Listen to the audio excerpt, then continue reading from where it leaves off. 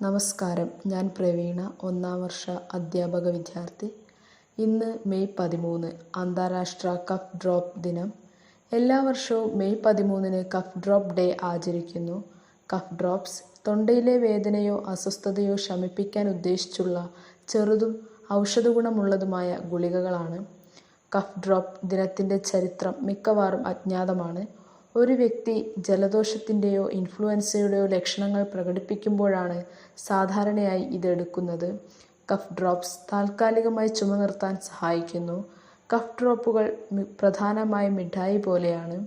തൊണ്ടയിലെ അസ്വസ്ഥതകൾ ശമിപ്പിക്കാൻ മിഠായികളുടെ ഉപയോഗം BC 1000-ൽ ഈജിപ്തിലെ 20-ാം രാജവംശത്തിൻ്റെ കാലത്ത് ആരംഭിച്ചതായി പറയപ്പെടുന്നു. അക്കാലത്ത് ഈ പുരാതന കഫ് ഡ്രോപ്സ് തേനിൽ നിന്നുണ്ടാക്കി ഔഷധസസ്യങ്ങൾ, സിട്രസ്, സുഗന്ധവ്യഞ്ജനങ്ങൾ എന്നിവ ഉപയോഗിച്ച് രുചികരമാക്കുമായിരുന്നു.